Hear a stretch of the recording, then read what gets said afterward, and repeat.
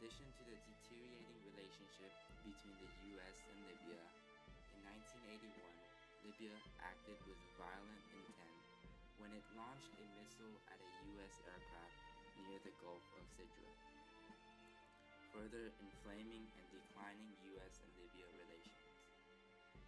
The tension between these two countries also contributed to the initiations of aerial and naval warfare, as Libya attacked US Navy ships and the United States responding by destroying Libyan aircrafts and military ships, as well as bombing coastal military installations.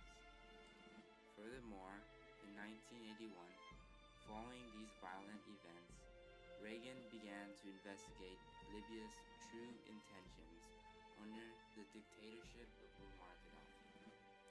Reagan's administration of war found that Libya was funding acts of terror that were being plotted against U.S. personnel. Also, Gaddafi's alignment with the Soviet Union to set up a federation in the Middle East alarmed the U.S. because of the international battle of communism, specifically the Cold War. This alignment alarmed Reagan even more, knowing the fact that Libya was working with a nuclear power, the Soviets. Libya had the means of becoming a nuclear power due to the surplus of natural resources such as petroleum as well as the abundance of uranium present in Gaddafi's occupation of Chad. The relations between the United States and Libya hit rock bottom when Reagan imposed sanctions on Libya in January of 1986, the same year the bombing of the Berlin discotheque building took place. These sanctions, including closing Libya's embassy in Washington, an embargo on Libya's oil, and a new requirement for export licenses for most American goods. Ronald Reagan's response to these serious threats consisted of many devices. Reagan supported a wide range of covert activities targeting Libya, including disinformation campaigns, propaganda, sabotage, and support for terrorist organizations. Due to this apprehension, Reagan shaped his foreign policy in a way that boosted U.S. weaponry while disarming those affiliated with communist, nuclear powers, and/or terrorist organizations.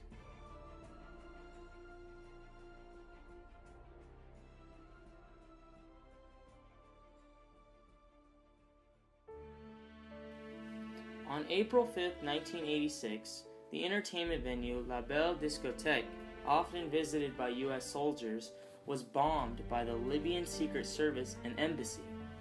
The bombing left one U.S. serviceman, Sergeant Kenneth Ford, and a Turkish woman killed, and more than 200 people wounded, including 50 other U.S. servicemen.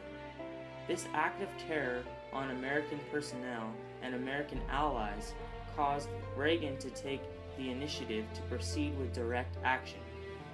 Reagan's direct action called for the bombing of Libya and other terrorist affiliates on the 15th of April in 1986, where a total of 100 U.S. Air Force and Navy aircrafts successfully bombed 5 military targets, including the headquarters of Gaddafi. The attacks were mounted by 14 A-6E Navy attack jets based in the Mediterranean and 18 FB-111 bombers from bases in England, as well as numerous of other support aircrafts. 3 military barracks were hit, along with the military facilities at Tripoli's main airport and the Benina Air Base southeast of Benghazi. All targets except one were reportedly chosen because of their direct connection to terrorist activity. The Benina military airfield was hit to preempt Libyan interceptors from taking off and attacking the incoming U.S. troops. In conclusion, comprehensive sanctions were imposed in 1986, including a freeze of Libyan assets and a ban of all trade and financial dealings with the country. These sanctions were lifted in 2004 under the Bush administration. Colonel Gaddafi is not only an enemy of the United States, His record of subversion and aggression against the neighboring states in Africa is well documented and well known. He has ordered the murder of fellow Libyans in countless countries.